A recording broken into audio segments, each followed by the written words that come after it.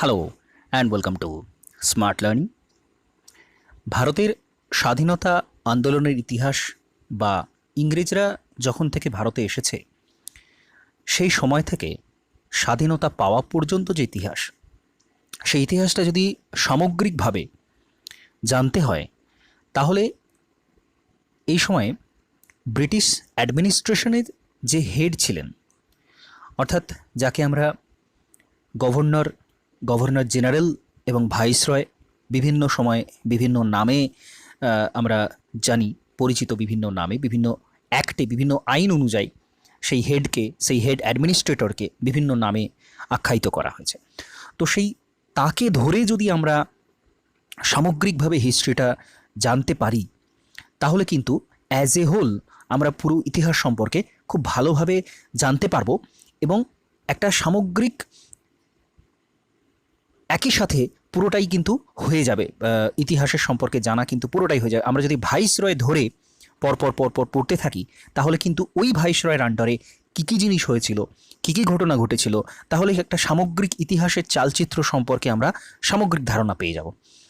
তো এখানে যদি আমরা এই গভর্নর জেনারেল এবং ভাইসরয়ের সময়কালের যে সমস্ত গুরুত্বপূর্ণ ঘটনা সেগুলো পর পর জেনে মাথার মধ্যে গেঁথে নিতে পারি তাহলে কিন্তু ইতিহাস বিষয়টা জানা, মনে রাখা অনেক বেশি সহজ হবে। তো আমরা সেভাবেই করব। আমরা ভাইসরয়ের সময় বা এই গভর্নর বা গভর্নর জেনারেল যে যখন ছিলেন তার সময় যে ঘটনা সেগুলো কিন্তু সামগ্রিকভাবে পরপর জানব। তো প্রথমে ব্রিটিশ ইন্ডিয়াতে গভর্নর জেনারেল কারা কারা ছিলেন? Before 1773 governor of Bengal. তো এই সময় কিন্তু গভর্নর জেনারেল বলে কেউ ছিলেন না, গভর্নর অফ বেঙ্গল, অর্থাৎ বাংলা যে অংশটা ইংরেজরা দখল করতে সক্ষম হয়েছিল পলাশির যুদ্ধ এবং বক্সারের যুদ্ধের পর, তো সেই সময় থেকে বাংলা সামগ্রিকভাবে অ্যাডমিনিস্ট্রেশনটা কিন্তু সামলাচ্ছিলেন কে? Robert Clive. প্রথমেই কিন্তু রবার্ট ক্লাইভ 1754 থেকে 1767, 1754 কেন, 1757 পলাশির যুদ্ধ হলো, কিন্তু তার আগে ব্রিটিশ, অর্থাৎ ব্রিটিশ বলতে এখানে ইস্ট ইন্ডিয়া কোম্পানি, যিনি তদারকি করতেন, যিনি প্রধান ছিলেন, তিনি ছিলেন রবার্ট ক্লাইভ বাংলাতে। তো এই সময় থেকে তাকে গভর্নর অফ বেঙ্গল বলে অভিহিত করা হয় এবং তার সময়কালে কী কী গুরুত্বপূর্ণ ঘটনা সেগুলো আমরা জানব। Founder of British Indian empire, founder বলা হচ্ছে কারণ ওনার হাতেই গোড়াপত্তন হয় ওই ব্রিটিশ ইন্ডিয়ার, ভারতের ক্ষেত্রে পলাশির যুদ্ধ জয় করেন।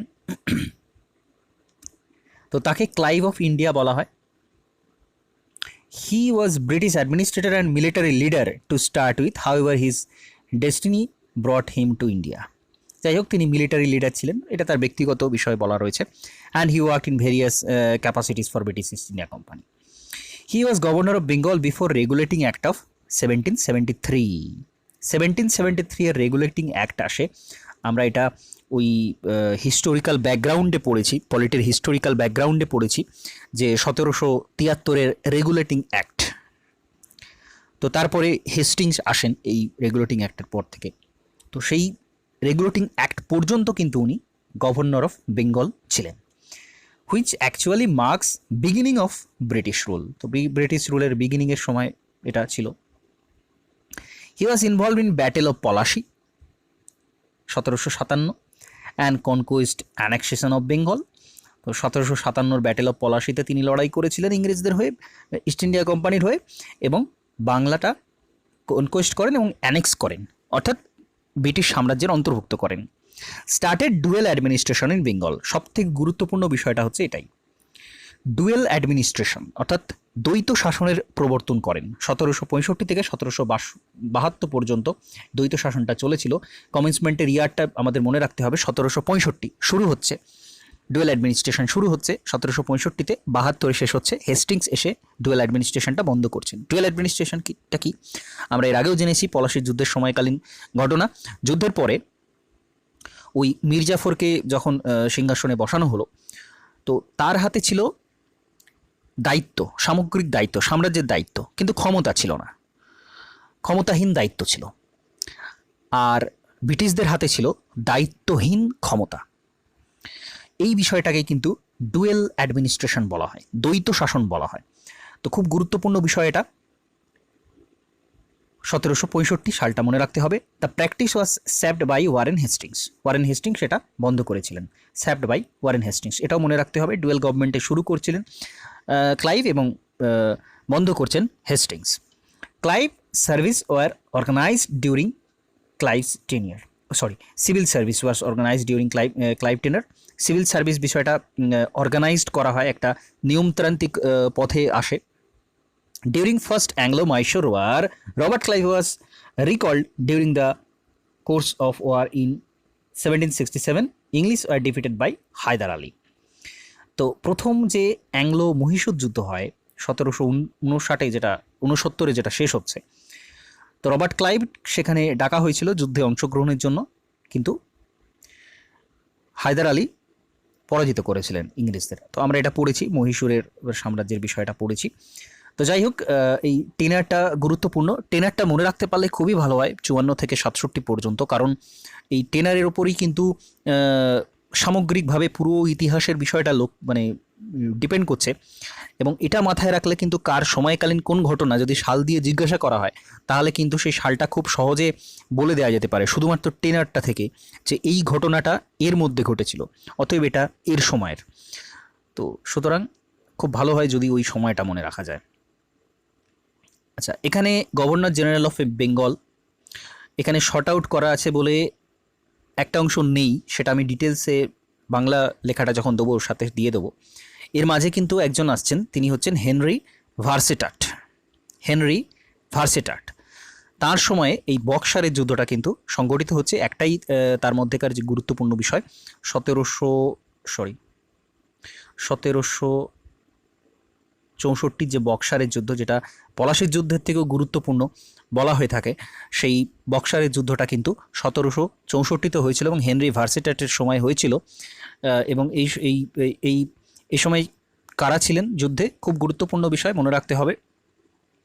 হেক্টর মুনরো, ইস্ট ইন্ডিয়া কোম্পানির দিকে ছিলেন হেক্টর মুনরো, মীর কাসিম, আর অন্যদিকে ছিলেন মীর কাসিম আওয়াধ এর নবাব এবং মোগল সম্রাট দ্বিতীয় শাহ আলম। তো দিল্লি এর সাথে সংযুক্ত হয়ে যাচ্ছে, অযোধ্যা বা আওয়াধ এর সাথে সংযুক্ত হয়ে যাচ্ছে, এবং বাংলার মীর কাসিম, এরা মিলিতভাবে যুদ্ধ করছেন ইস্ট ইন্ডিয়া কোম্পানির বিরুদ্ধে, যার নেতৃত্বে আছেন হেক্টর মুনরো। 1764 বক্সারের যুদ্ধ, নেতৃত্বটা গুরুত্বপূর্ণ হেক্টর মুনরো ইস্ট ইন্ডিয়া কোম্পানির, এবং বাংলার মীর কাসিম, অযোধ্যার নবাব এবং মুঘল সম্রাট দ্বিতীয় শাহ আলম। তো এই সামগ্রিকভাবে বিষয়টা মনে রাখতে হবে। এবং 1764 বক্সারের যুদ্ধ বারবার গুরুত্বপূর্ণ, কারণ এর ফলেই কিন্তু ইংরেজরা পেরেছিল সামগ্রিকভাবে বাংলা, বিহার, উড়িষ্যা থেকে শুরু করে দিল্লি পর্যন্ত তাদের ক্ষমতাটা বিস্তার করতে পেরেছিল, যেটা পলাশির যুদ্ধের থেকেও সেই জন্য এটাকে গুরুত্ব দেওয়া হয়। তো হেনরি ভার্সেটাটের সময় এটা হয়েছিল, আর তার সময় হয়েছিল 76-এর মন্বন্তর। 1770 যেটা সালে হয়েছিল, 1770 সালে হয়েছিল বাংলার 76 সাল, সেজন্য 76-এর মন্বন্তর বলা হয়। কারণ হচ্ছে ওইটাই, এই যে ডুয়েল গভর্নমেন্ট শুরু হয়েছিল, তার ফলে British east India company Bangla থেকে সামগ্রিকভাবে প্রচুর পরিমাণ ধনসম্পদ বিদেশে পাঠিয়ে দেয়, তাদের দেশে পাঠিয়ে দেয় প্রচুর পরিমাণ, যেমন তেন প্রকারের এরা শোষণ করতো সামগ্রিক। তো তার ফলে একটা ফেমাইন দেখা দেয়, মন্বন্তর দেখা দেয়। তো সেটা খুব গুরুত্বপূর্ণ 1770, এবং সেটা হয়েছিল হেনরি ভার্সেটাটের সময়। তো যাই হোক, আমি বাংলা নোটসের মধ্যে ওটা পাওয়া যাবে। এখানে শুধুমাত্র শর্ট আউট করা আছে সবচেয়ে বেশি যে গুরুত্বপূর্ণ ঘটনা, সেইগুলো এখানে অন্তর্ভুক্ত করা আছে। আচ্ছা, রেগুলেটিং অ্যাক্টের মধ্যে আছে গভর্নর জেনারেল অফ বেঙ্গল হয়ে যাচ্ছে, কিন্তু রেগুলেটিং অ্যাক্টটাই এই গভর্নর জেনারেলে পরিণত করছে, গভর্নরটাকে গভর্নর জেনারেলে পরিণত করছে। তো ওয়ারেন হেস্টিংস আসছেন, governor of Bengal was designated at governor general of Bengal, Bihar and Orissa in 1772। তিনি এটা যুক্ত করছেন, আনুষ্ঠানিকভাবে যুক্ত করছেন বাংলা, বিহার, উড়িষ্যাকে 1772-এ। He started modern western administration in India. পশ্চিমী যে অ্যাডমিনিস্ট্রেশন তার সেটা সূত্রপাত করছেন তার সময়। He entered into business with Egypt, Tibet and Bhutan. He stopped annual pension to Mughal empire and reduce the pension of Nawab of Bengal. তো মুঘল এম্পায়ারের পেনশন বন্ধ করে দেন, বাংলার নবাবের পেনশন রিডিউস করে দেন, কমিয়ে দেন, আর ইজিপ্ট, তিব্বত এবং ভুটানের সাথে ব্যবসা শুরু করেন। Overall administration including civil services was very corrupt during Hastings tenure. তো করাপশান কিন্তু প্রচুর পরিমাণে এসেছিল হেস্টিংসের সময়। He initiated the Rohilla war 1774 Rohilla war তিনি তার সময় হয়েছিল। Annexation of Rohilkhand by nawab of Awadh with the help of British. তাহলে এটা হয়েছিল, সম্ভব হয়েছিল রোহিলা ওয়ারের মাধ্যমে রোহিলখণ্ডটা ব্রিটিশ সাম্রাজ্যের অন্তর্ভুক্ত হয়। During his tenure, Act of 1781 came under which power of jurisdiction between Governor General in Council and the Supreme Court at Calcutta were clearly divided. তো 1781 যে আইনটা আসে তার ফলে এই গভর্নর জেনারেল কাউন্সিল এবং সুপ্রিম কোর্টের যে কাজকর্ম সেগুলোকে আলাদা করা হয়েছিল 1781 যে আইনটা আসে তার সময়। তো এর আগে কিন্তু সুপ্রিম কোর্ট অফ ক্যালকাটাটা তৈরি হচ্ছে ওই 1773 যে আইন, সেখানে কিন্তু সুপ্রিম কোর্ট গঠন হচ্ছে কলকাতায় যেটা, এবং যার বিচারপতি হচ্ছেন, প্রধান বিচারপতি হচ্ছেন এলিজা ইম্পে। তো সেটাও গুরুত্বপূর্ণ একটা বিষয়। He led first Anglo Maratha war 1775-82 followed by treaty of Salbai at Marathas was defeated. তো এটাও আমরা পড়েছি আগে। অ্যাংলো মারাঠা যুদ্ধ হয়েছিল প্রথম, এবং 82-তে যেটা শেষ হয় ট্রিটি অফ সলবাইয়ের সন্ধি খুব গুরুত্বপূর্ণ। মারাঠারা পরাজিত হয় এবং সলবাইয়ের সন্ধি এখানে স্বাক্ষরিত হয়। আমরা মারাঠা সাম্রাজ্য যখন পড়েছি তখন সেখানে এটা জেনেছি। পিটের ভারত শাসন আইন 1784, এই সময় কিন্তু হচ্ছে খুব গুরুত্বপূর্ণ 1784 পিটের ভারত শাসন আইন। এটাও আমরা পলিটিতে পড়েছি এটা। He was involved in second Anglo Mysore war 1780 থেকে 84, খুব গুরুত্বপূর্ণ। দ্বিতীয় ইঙ্গ মহীশূর যুদ্ধে তিনি ইনভলভ ছিলেন। Hyder Ali died and Mysore war defeated. তো হায়দার আলী পরবর্তীকালে মারা যাচ্ছেন। যদিও সামগ্রিকভাবে মহীশূর সাম্রাজ্যটা হাতে এসেছিল 1799-তে ওয়েলেসলির সময়। যাই হোক, তিনি দ্বিতীয় ইঙ্গ মহীশূর যুদ্ধ তার সময় হচ্ছে, এটা মনে রাখতে হবে। During his tenure, judicial murder of Nand Kumar in 1775 took place. Nand Kumar was critic of Warren Hastings, indicated in false case and sentenced to death. Nanda কুমারের ঘটনা হয়েছিল এখানে 1785-তে, তাকে ফাঁসি দেওয়া হয়েছিল। ওয়ারেন হেস্টিংসের বিরুদ্ধে কথা বলতেন, ফাঁসি দেওয়া হয়েছিল, এবং তাকে ফাঁসি দেওয়া হয়েছিল। এই ঘটনাটা হয়েছিল তার সময়। তো সালগুলো অত্যন্ত গুরুত্বপূর্ণ, কোন কোন যুদ্ধের সাথে অন্তর্ভুক্ত ছিলেন, এবং প্রত্যেকটাই কিন্তু এখানে পড়তে হবে। এখান থেকে প্রচুর প্রশ্ন কিন্তু এসে থাকে। এবং সামগ্রিকভাবে এটা জেনে রাখলে সেটা ইতিহাসের বিশ্লেষণ, অর্থাৎ যে কোনো প্রশ্ন মুখোমুখি হওয়াটা কিন্তু অনেক বেশি সহজ হয়ে যাবে। তো খুব ভালো করে এই অংশটা পড়তে হবে। আরও গুরুত্বপূর্ণ একটা বিষয় হচ্ছে তিনি একশালা বন্দোবস্ত, পাঁচশালা বন্দোবস্ত এগুলো প্রচলন করছেন। আমরা যখন পড়েছি বন্দোবস্তগুলো তখন আমরা জেনেছি ওয়ারেন হেস্টিংস কিন্তু একশালা এবং পাঁচশালা বন্দোবস্ত করছেন, বিচার বিভাগীয় সংস্কার করছেন। এই ঘটনাগুলো মনে রাখতে হবে তার সময় হয়েছিল। এবং তিনি 1784-তে তার সময় উইলিয়াম জোন্স এশিয়াটিক সোসাইটি প্রতিষ্ঠা করেন। 1784 Asiatic society very very important, বারবার পরীক্ষাতে আসে। 1784-তে এশিয়াটিক সোসাইটি প্রতিষ্ঠা হচ্ছে এই সময়।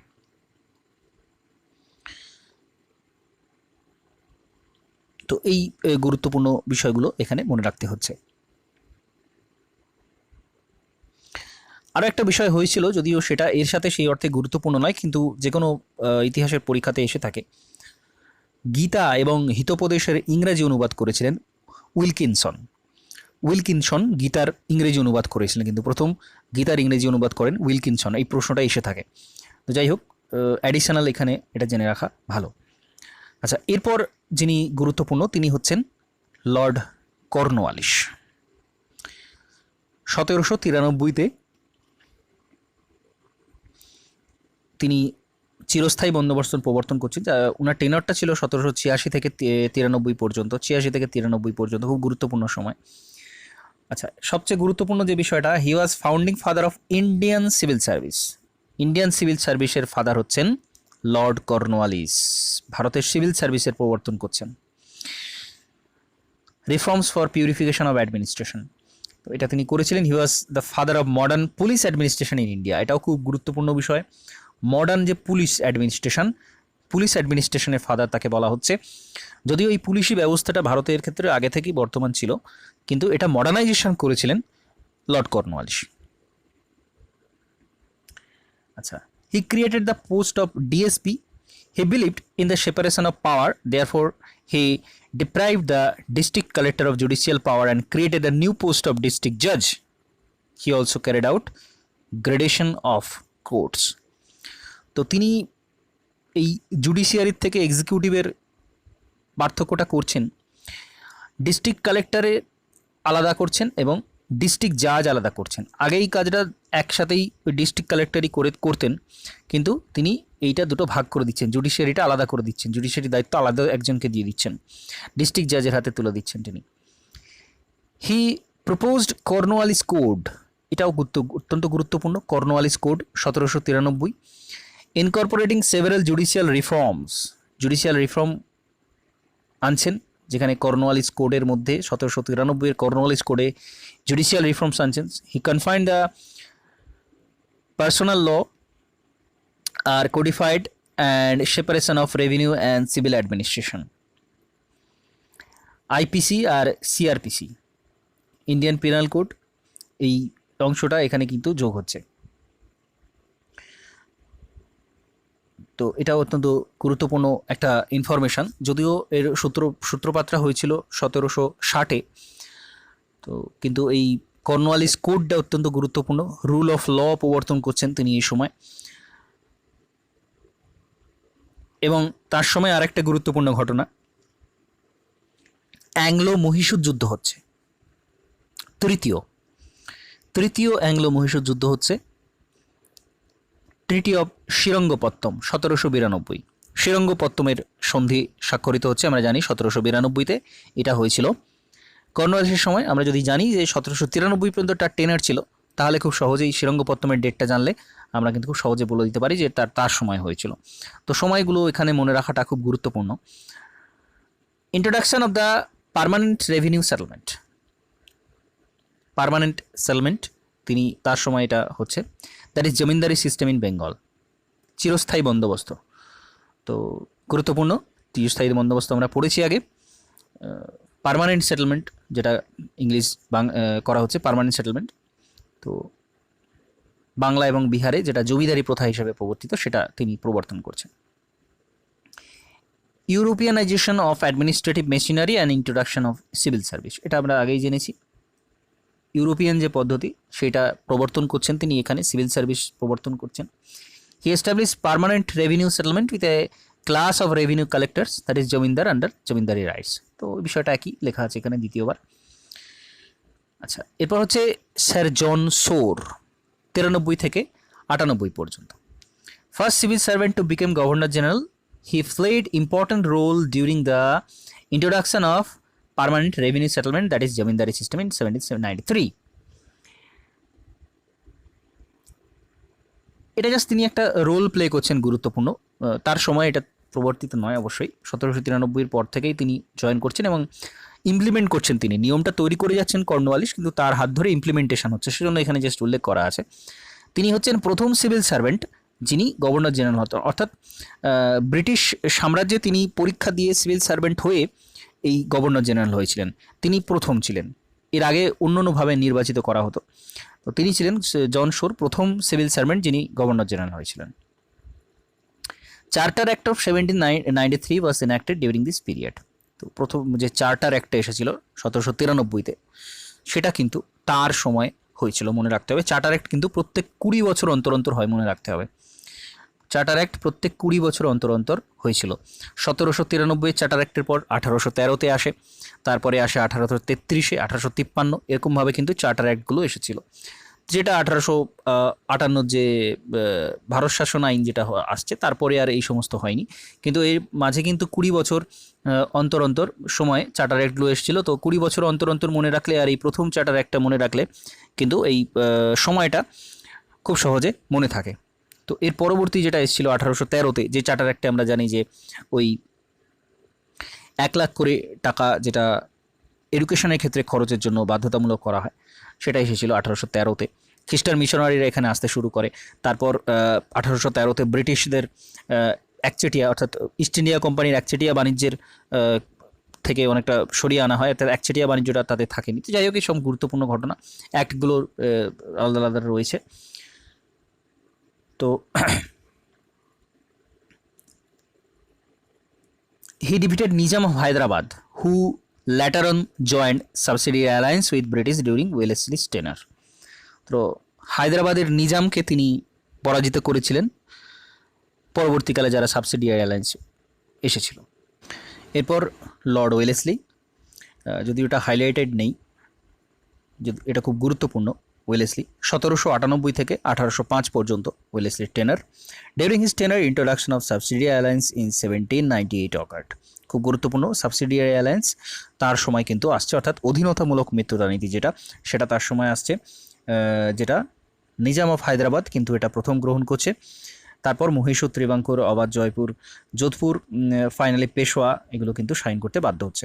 During his tenure fourth Anglo Maratha Mysore war 1799 and second Anglo Maratha war 1803-05 occurred. দ্বিতীয় মারাঠা যুদ্ধ এবং ফোর্থ ইঙ্গো মহীশূর যুদ্ধ, এটা হচ্ছে কিন্তু ওয়েলেসলির সময়। খুব গুরুত্বপূর্ণ, মনে রাখতে হবে।